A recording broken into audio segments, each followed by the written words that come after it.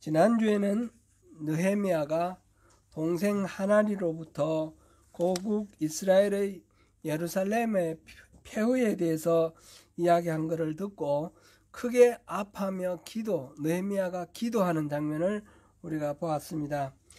고국의 참상 원인이 다름 아니라 곧 자신과 조상의 죄 때문이다 라는 그런 깨달음 위에서 회개하면서 하나님의 뜻을 물었습니다. 아울러 이전에 하나님이 이스라엘에게 약속하신 말씀을 근거로 고난 가운데서 하나님의 은혜를 구하면 하나님께서 들어주신다라는 그 약속의 말씀을 근거로 해서 은혜를 구했습니다. 무려 4개월에 걸친 기도를 통해서 하나님의 뜻을 알아가는 과정을 우리 1장에서 보았습니다. 오늘은 그 이후 느헤미야가 고국의 그 예루살렘 성벽을 재건하기 위해 돌아가는 장면부터 함께 살펴보겠습니다. 느헤미야는 어느 날 포도주를 왕에게 드리는 과정에서 그가 수심어린 얼굴을 하고 있다는 것이 왕에게 들켰습니다. 일부러 그렇게 거짓으로 꾸민 것이 아니고 4개월 동안 기도하면서 이렇게 있다가 보니까 수심이 얼굴에 이렇게 어려 있었던 것 같습니다.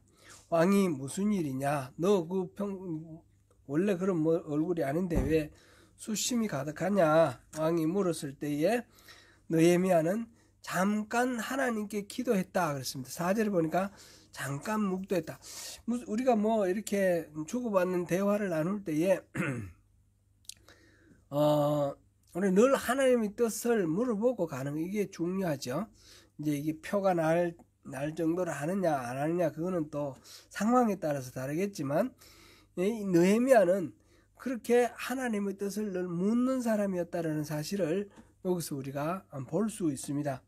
그래서 잠깐 하나님께 기도한 후에 이제 동생 하나니로부터 들었던 예루살렘의 그 참혹한 참상, 우리 조상들의 묘실이 있는 그 성읍이 그렇게 파괴되었습니다. 이렇게 보고를 하고요. 그리고 이제 자기를 보내서 그 성벽과 성문을 중건하도록 재건하도록 그렇게 허락해 달라 이런 요청을 합니다. 자기를 보내달라 그런 얘기를 하는 거죠. 다른 사람을 보낼 수도 있겠죠. 왕에게 부탁할 수 있겠죠. 사람을 누굴 파견해서 이렇게 하라, 그렇게 좀 명령해 주십시오, 이렇게 말할 수도 있겠는데, 이 느헤미야는 이 하나님께 드리는 이 기도를 통해서 자신이 그 일을 할 것이라는 그런 소명, 부르심을 받은 겁니다. 여기 구체적으로 설명이 안 나와 있지만 자기가 그렇게 가겠다라고 말하는 것은 자기의 뜻이 아니라 하나님의 뜻입니다. 그거는 뒤에 또 이렇게 그런 비슷한 표현들이 나오니까 다시 한번 보겠습니다. 그렇게 해서 남에게 그 어떤 책임을 미루거나 이렇게 하지 않고 그 길이 고난의 길이고 힘든 일이지만 스스로 그것을 감당하려고 이렇게 나서는 그런 느헤미야의 모습을 볼 수 있습니다. 느헤미야는 왕의 궁정에서 술 맡은 관원인데, 말하자면 긴장은 항상 되겠지만 육신적으로 훨씬 편안하고 또 안락한 생활을 하고 있었겠죠. 그런데 이제 그 무너진 성벽을 새롭게 세우고 성문을 세우는 일은 말하자면 전쟁 같은 일입니다. 그것을 우리 나중에 다 보겠지만 주변에 있는 이민족들이 있으니까 그들의 방해가 있고, 그거는 암살 업무도 나오고요. 수많은 그런 이 스트러글, 투쟁들이 같이 곁들여지는 것입니다. 그리고 거기에서 여러 가지 물자가 들어가고 이런 거 하면서 느헤미야는 자기의 재산을 이렇게 기부를 하면서 그 일을 이루어 가는데, 재산적으로나 또는 개인의 어떤 안락함이나 이 모든 면에서 이렇게 많은 지출을 하고 희생을 하는 그런 결단을 하고 왕에게 요청을 하는 것입니다.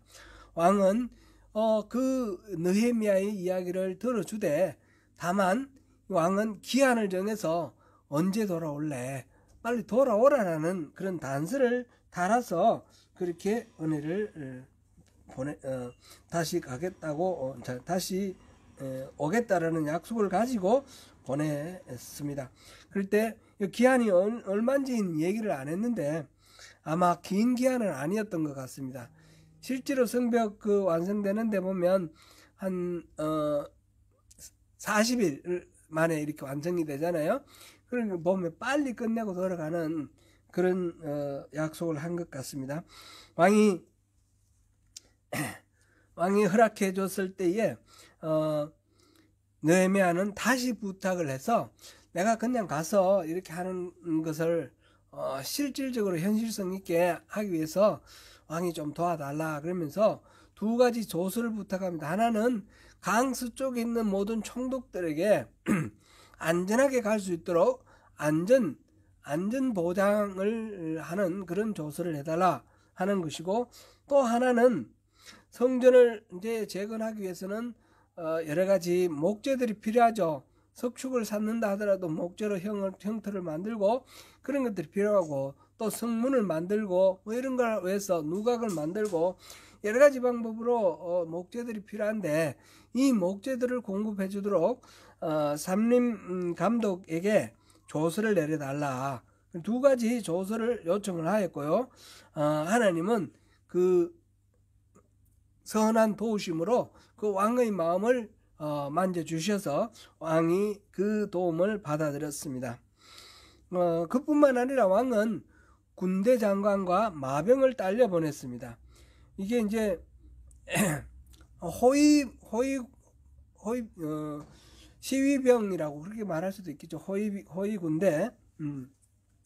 그래서 군대 장관과 마병을 딸려 보내서 느헤미야 일행의 안전을 지켜주었고, 총독들에게도 왕의 조서를 전달해서 이거는 왕이 내린 명령이니까 여러분들 안전하게 지켜달라, 그런 전가를 하게 되었습니다. 이때 호론 사람 산발락과 종이었던 도비야, 암몬 사람 도비야, 또 게셈이라는 사람, 이런 사람들이 그 이야기를 듣고 이렇게 10절에 보니까 이스라엘 자손을 흥왕하게 하려는 사람이 왔다함을 듣고 심히 근심하였다 이랬습니다. 느헤미야와 그 일행들이 온 것에 대해서 근심하였다, 이런 내용들입니다. 여기까지가 지금 2장 1절부터 10절까지의 내용을 제가 간략하게 브리핑했습니다.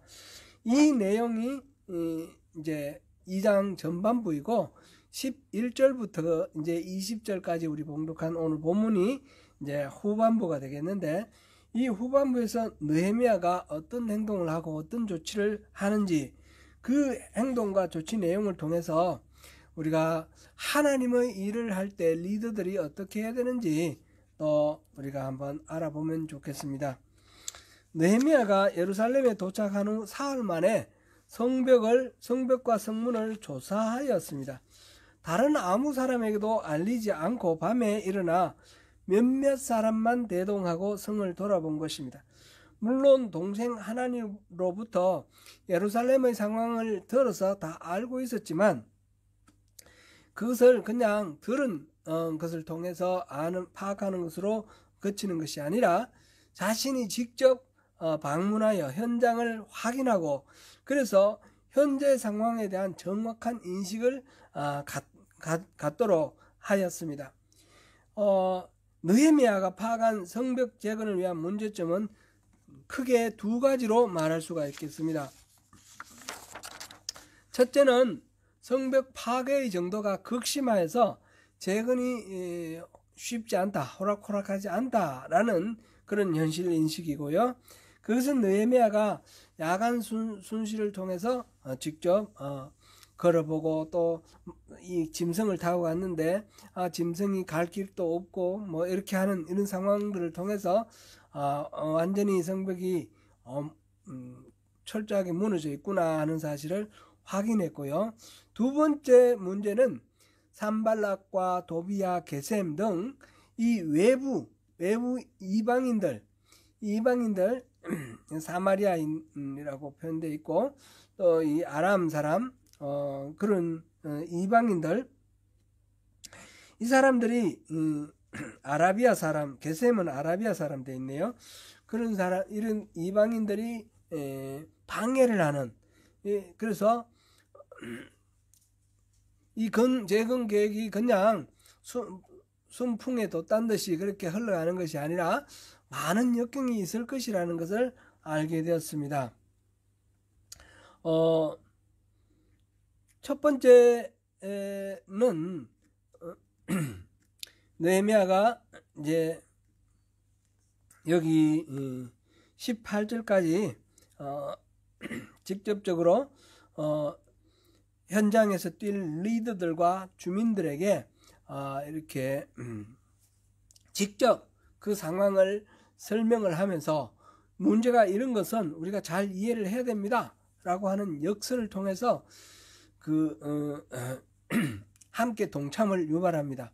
중요한 것, 지금 하나님의 일을 하는데 하나님의 일을 하기 위해서 지금 예루살렘 성벽 재건이라는 이 일을 위해서 첫 번째 중요했던 것이, 그거는 느헤미야가 자기가 하는 것이, 자기 혼자 하는 것이 아니라 자기가 앞장서고 그곳에 살고 있는 이스라엘 백성들을 합류시켜야 되지 않습니까? 먼저 왔던 1차 귀환, 2차 귀환으로 와 있던 사람, 성전을 수복하고 이제 이 세월이 많이 흘렀으니까 그 자손들, 이렇게 그곳에 살고 있는 사람들을 참여시켜서 예루살렘 성벽을 세우는 것입니다. 이 성벽을 세우는 것은 지난번에 우리가 말씀드렸듯이 첫 번째는 성전을 세워서 예배를 회복하려고 했던 것이죠. 그래서 그리고 두 번째는 이스라엘 백성들의 정체성을 확인한다 그랬습니다.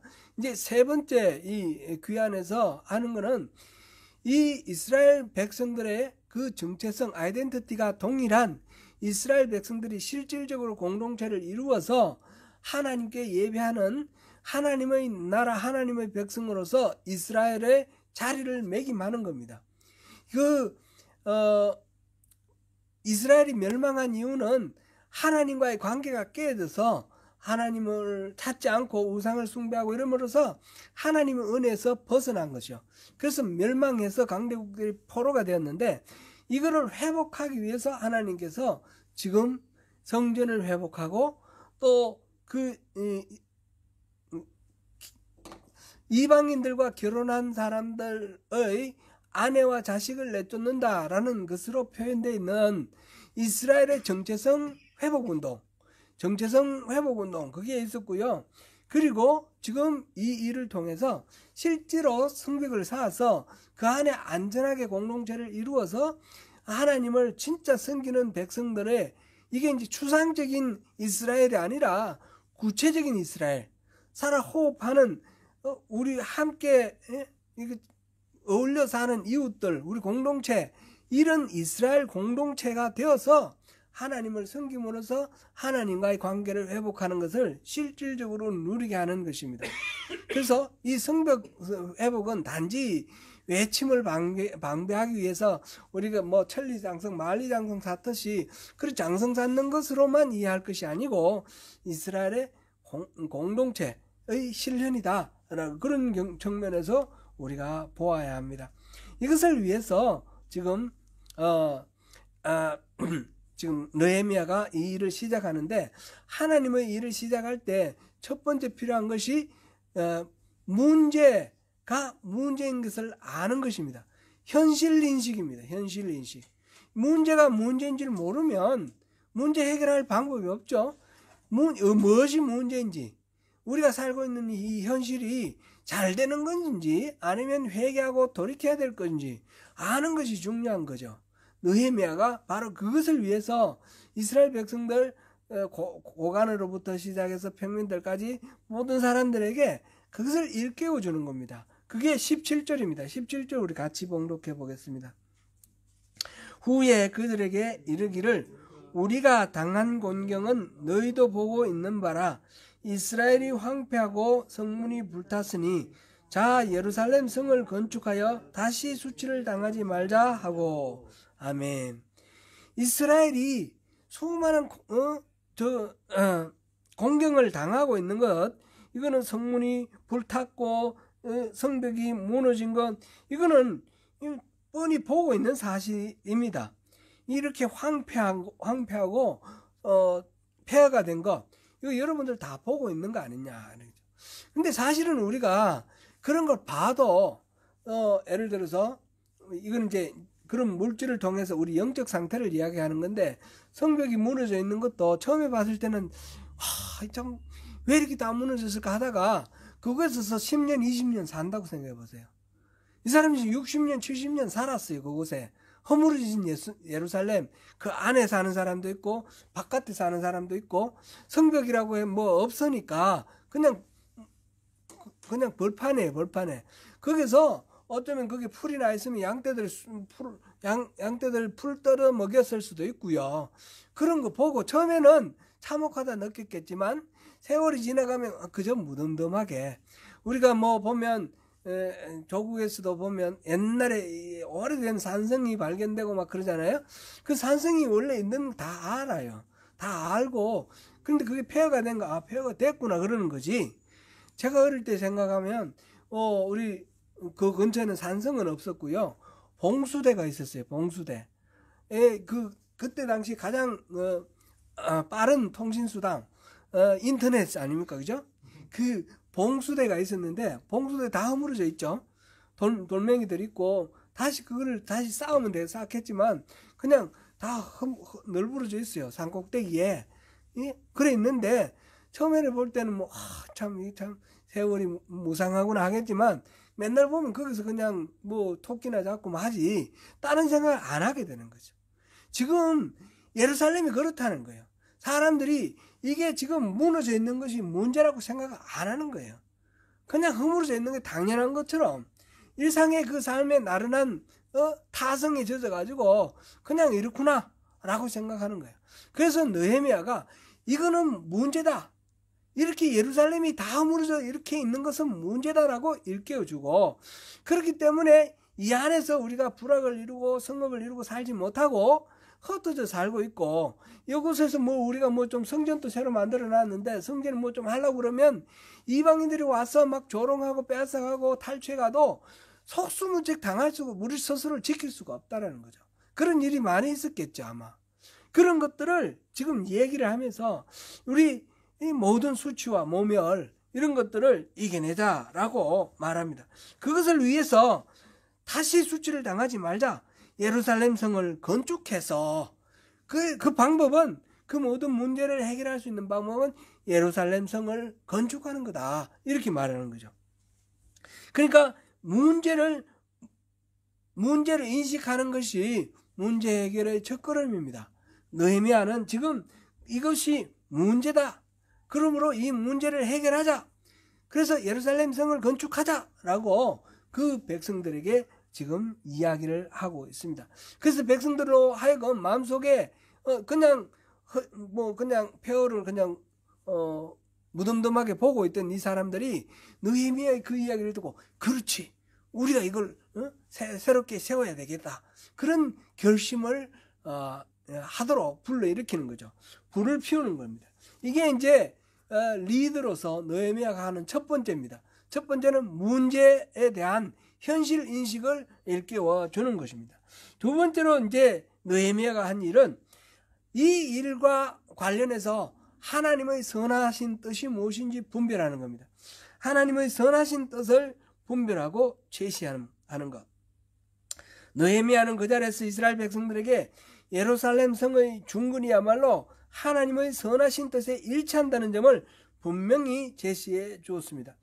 본문 속에 나타나 있는 바 하나님의 선한 손이 나를 도우심으로 라는 요 8절 말씀, 18절에도 하나님의 선한 손이 나를 도우신 일, 이렇게 하나님의 선한 손이 나를 도우셨다라는 것입니다. 궁극적인 의미에서 예루살렘 성은 하나님의 나라의 모형입니다. 이건 뭐 계시록에도 그렇게 나와 있죠. 그러니까 이건 단순한 어떤 물리적인 성을 새로 회복한다는 뜻이 이상으로 이거를 상징적으로 이제 하나님은 메시지를 쓰시는 겁니다. 예루살렘을 회복함으로써 하나님의 백성들이 자기의 그 공동체 정신, 공동체 가치 이런 것들을 회복해서 하나님과의 관계, 바른 관계 속으로 들어가는 것을 의미하는 것입니다. 그래서 이 예루살렘을 회복하는 것이 바로 하나님 나라의 회복이다, 그런 의미가 되는 것입니다. 그와 같이 느헤미야의 말은 또 한 번 그들 마음속에 우리가 이 하나님의 선한 뜻이 여기에 있다라는 것을 일깨워줍니다. 오늘날 우리도 그리스도인이 하는 일은 항상 하나님의 선하신 뜻과 일치가 되어야 됩니다. 그것이 선결 조건입니다. 아무리 멋있고 사람들로부터 감탄을 받는 그런 일이라 할지라도 하나님의 선한 뜻이 없거나 아니면 하나님의 선한 뜻과 위배된다면, 상관없는 일이라면 그런 것은 아무런 의미가 없습니다.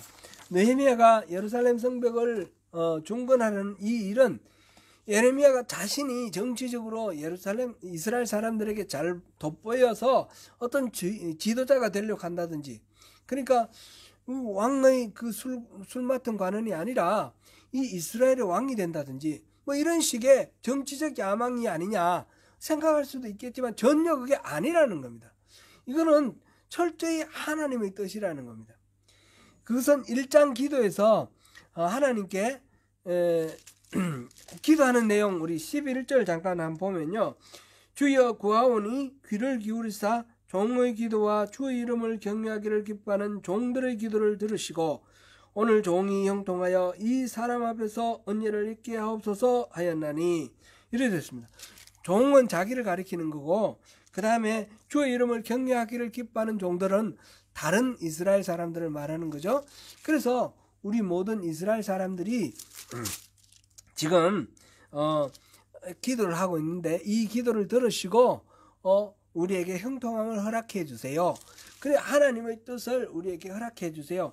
그리고 이제 내용은 안 나왔는데 2장에서 나오는 내용을 보면 그 뜻이 무엇인지, 그러니까 느헤미야가 이 기도를 통해서 자기의 뜻을 관철해서 하나님 이거 해주세요, 나 이렇게 할 겁니다, 이게 아니고, 그죠? 하나님께 뜻을 구했습니다. 하나님, 우리의 기도를, 지금 우리의 기도는 뭡니까? 우리 기도는 지금 이 11절에서 말한 기도는 뭡니까? 우리가 죄를 지어서, 나와 우리 조상들이 죄를 지어서 우리가 나라가 망하고 이 예루살렘이 폐허가 되었습니다. 그런데 하나님의 약속의 말씀에 끌려가 흩어져 있더라도, 하늘 땅끝까지 가 있더라도 그것에서 하나님 은혜를 구하면, 하나님을 찾고 하나님을 구하면 하나님이 회복시켜 주신다고 하셨지 않습니까? 그러니까 그 은혜를 베풀어 주세요, 이 말이죠. 지금 그 기도를 한 거예요. 그러니까 자기의 어떤 뭐를 요구를 하는 것이 아니라 하나님이 은혜 베풀어 주시기를 기도한 것이고, 하나님이 은혜 베풀어 주시는 그 내용이 무엇인가, 그것이 2장부터 나오는 것입니다. 2장부터 나오는데 그 1장에서 기도했고 2장에서도 보니까 4절에 왕이 물었을 때 묵도했다 그랬고, 그 다음에는 일일이 말은 안 했지만 하나님의 뜻을 늘 구합니다. 그랬을 때 8절에 보니까 하나님의 선한 손이 나를 도왔다 그랬고요. 그 다음에 12절에 보니까 여기 와서 성벽을 순찰을 할 때 어떤 마음으로 순찰을 했는지, 12절, 내 하나님께서 예루살렘을 위해 무엇을 할 것인지 내 마음에 주신 것을 내가 아무에게도 말하지 아니하고, 지금 사람들에게 말을 안 했지만 느헤미야가 알고 있는 것은 뭡니까? 내 하나님께서 예루살렘을 위해 뭔가 일을 하실 거라는 거죠. 그것을 내 마음에 주었다라는 거예요. 하나님이 하실 일을 내 마음에 감동을 주어서 내가 알게 됐는데 그거를 다른 사람에게는 말하지 않고 지금 둘러본 거예요. 그러니까 지금 이 느헤미야가 하는 일은 누가 하는 일입니까? 하나님이 하시는 일입니다. 하나님이 하시는 일에 자기가 어떻게 할 것인지 자기 마음속에 하나님이 감동을 주셨다라는 겁니다.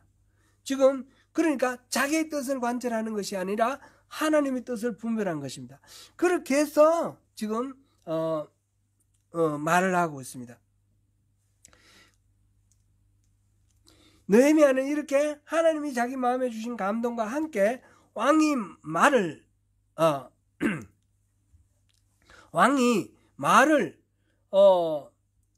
이 느헤미야가 왕에게 하는 말을 왕이 긍정적으로 들어주고, 또 거기에다가 단지 말만 들어주는 게 아니라 호위 군사까지 파견하고 필요한 제목들은 공급해 주겠다라고 그렇게 이제 삼림감독에게 조서도 보내주고 이렇게 하는 것, 이 모든 것들이 느헤미야의 말빨이 세서 설득력이 좋아서 그랬습니까? 아니죠. 그것을 뭐라고 표현했습니까? 하나님의 선한 손이 도우신 결과라고 말했습니다. 따라서 20절에 가니까 하늘의 하나님이 우리를 형통하게 하실 것이다, 이렇게 됐습니다. 하늘의 하나님이 우리를 형통하게 하실 것이다. 이 첫 번째는 문제를 정확하게 현실 인식하는 것이 제일 중요하고, 두 번째로는 하나님의 뜻이 무엇인가, 그것을 아는 것이 중요합니다. 그래서 그것을 알고 백성들에게 알려주는 겁니다. 이거는 내가 하는 일이 아니라 하나님이 하시는 일이다. 하나님의 선하신 뜻이 이런 것이다. 이렇게 이제 백성들에게 납득을 시키고 설득을 하고 있습니다. 그래서 그 일을 백성들로부터 적극적으로 호응을 받아서 결국 이 일은 완성이 되는데, 그거는 결론적으로 나올 거고, 지금 현재로는 그와 동시에 이제 느헤미야가 보여주는 세 번째는 지도자의 강한 의지입니다. 어떤 일을 하려고 하는데 이 문제가 이렇다, 이거 이루어져야 된다, 객관적으로 그러한 문제 제기와 어떤 해결책을 제시하는 것으로 끝나면 아무 소용이 없습니다. 그거를 위해서 우리가 어떻게 해야 될 것인지, 내가 앞장서겠다, 따르라, 이런 지도자의 의지가 있을 때에 거기에 따라서 백성들이 마음을 모으고 뜻을 모아서 합력해서 그 일을 이루는 것입니다. 8절에서 보니까 느헤미야가 내 하나님의 선한 손이 나를 도우심으로, 이 일들이 이루어지는 것은 하나님 뜻이 이렇고 그래서 이렇게 이루어질 것이다, 추상적으로 막연하게 그렇게 말하는 것이 아니라 그 하나님은 나의 하나님이고 그 하나님이 내 손을 도우신다는 겁니다. 나를 도우신다. 그러니까 내가 하나님으로부터 이 일을 맡았으니까, 그래서 내가 이 일을 할 것이다 라는 지도자로서의 강한 의지를 백성들에게 이렇게 역설하고 있습니다. 뿐만 아니라 아닥사스다 왕이 자기를 신뢰를 하고 많은 고난을 위임해 주셨던 것도 하나님의 선한 손길로 이루어진 것이다 라는 것을 자신 있게 말하고 있습니다. 그것은 다름 아니라 나를 통해서 이루어지도록, 왕을 통해서 내게 많은 혜택을 주고 권리를 주고 그렇게 이 일이 이루어지도록 나에게 위임하셨다라는 것을 역설하고 있는 것입니다. 그것은 뭡니까? 가장 큰 두 가지 조서가 있었죠. 하나는 강 서쪽에 있는 총독들에게 보낸 조서, 그랬습니다. 시리아 지방, 그 다음에 요즘 두로나 시돈이나 또는 이 팔레스틴 지역 아래쪽으로 암몬이나 뭐 이런 쪽에 있는 에돔이나 이런 쪽에 있는 나름대로 이제 행정관들이 있죠. 이 행정관들에게 다 통하는 그런 조서를 보내준 거예요. 강 서쪽의 모든 영역에 해당되는, 강 서쪽은 유프라테스 서쪽, 그러니까 이 페르시아 중심 세력에서 서쪽으로, 지중해 쪽으로, 팔레스타인 쪽으로, 유대 쪽으로, 그쪽에 있는 모든 총독들에게 해당되는 조서, 그것은 무엇입니까?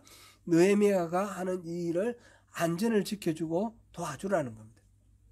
또 하나의 조서는 뭐였습니까? 삼림감독 아삽에게 주는 조서, 모든 필요한 그 성문이나 또는 성벽을 세우는 데 필요한 목재들을 공급해주라 라는 겁니다. 그런 것들, 그리고 또 군사도 파견해주고 이런 것들을 통해서 하나님이 다름 아닌 느헤미야를 선하신 손길로 도우신다라는 것을 고백합니다. 그래서 이러한 것들을 통해서 문제를 객관적으로 분석하고 문제 해결을 위한 필요성을 역설하는 데 그치는 것이 아니라 문제 해결을 위해 자신이 직접 왕을 설득하고 나섰음을 밝힙니다. 지도자의 이러한 강한 의지는 모든 백성들로 하여금 예루살렘 성벽 재건에 적극적으로 동참하게 하는 효과를 보였습니다. 하나님의 뜻대로 하나님의 일을 수행하기 위해서 순종한다는 게 저나 여러분이나 아시고 느끼시는 대로 결코 쉽지 않습니다. 하나님 뜻대로 살아가는 것이 얼마나 어려운지 모릅니다. 결심을 해도 또 미끄러지고 결심을 해도 또 넘어지고 또 수많은 상황 속에서 내면 속에서 일어나는 불신도 있고요. 내가 이거 잘못 들은 거 아닌가? 그런 불신도 있고요. 그리고 또 주변 사람들의 반응에 따라서 우리가 약해지기도 하고요.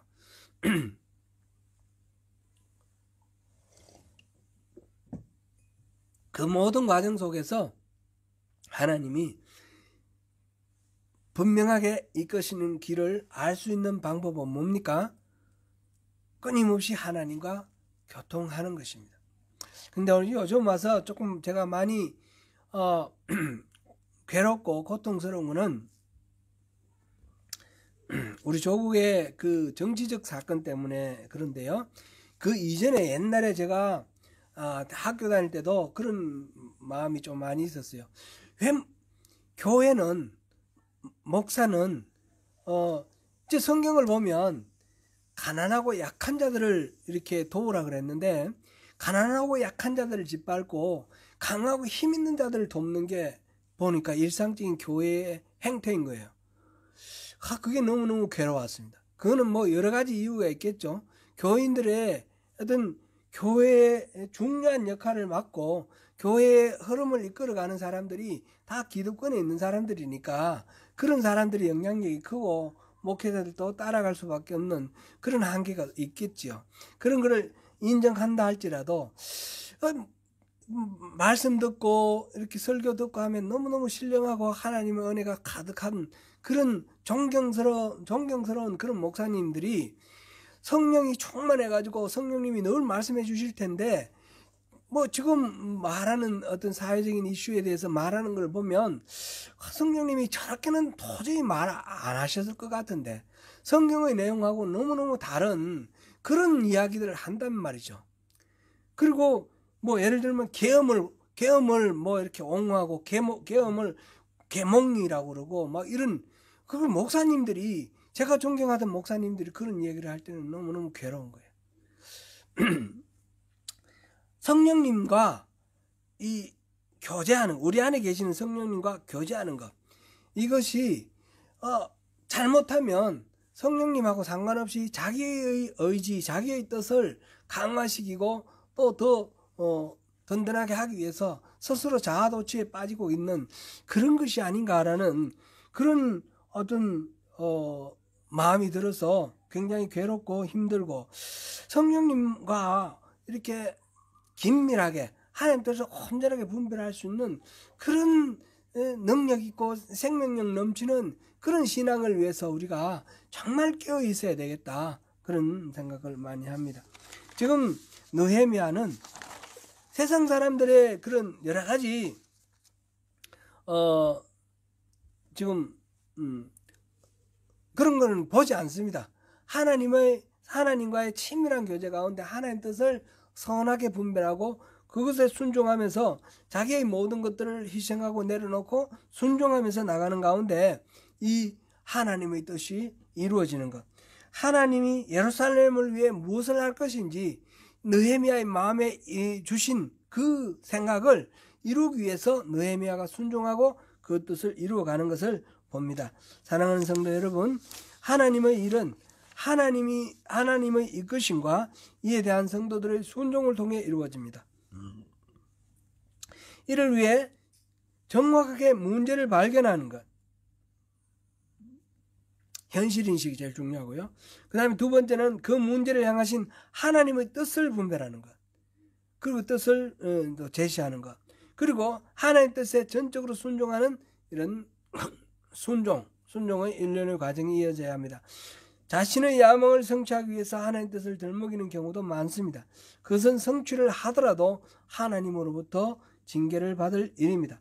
하나님의 뜻을 알고도 스스로 순종하여 앞장서지 못하는 지도자는 아무의 협력도 이끌어내지 못합니다. 사랑하는 성도 여러분, 우리의 현실 가운데 마음 아파하시는 하나님의 눈길을 가지시길 바랍니다.